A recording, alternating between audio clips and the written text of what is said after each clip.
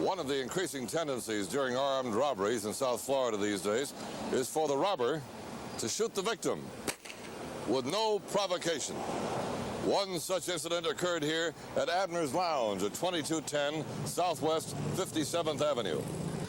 It is shortly after midnight on the morning of Saturday, October 17th. The lounge has attracted a variety of persons and is alive with the sounds of clinking glasses and conversation.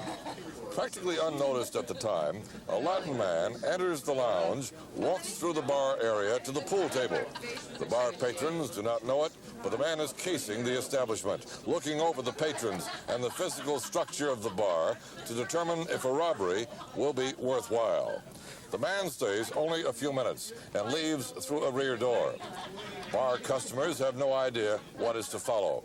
Approximately 10 minutes later, the same Latin man appears again, this time at the rear door from which he left.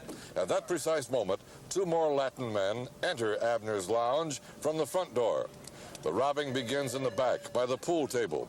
At gunpoint, the first Latin man halts a game of pool and strips a customer of his valuables, including the customer's own gun.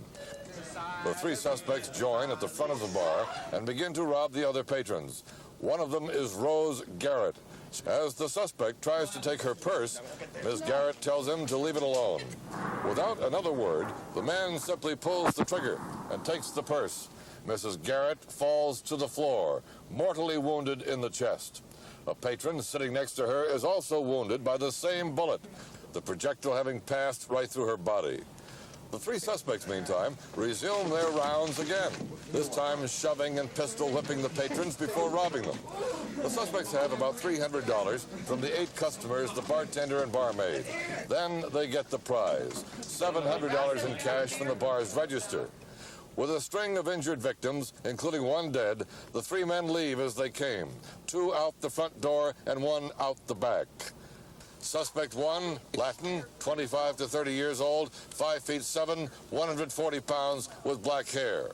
Suspect 2, also Latin, 25 to 30 years old, about 5'6", 130 pounds, with black curly hair.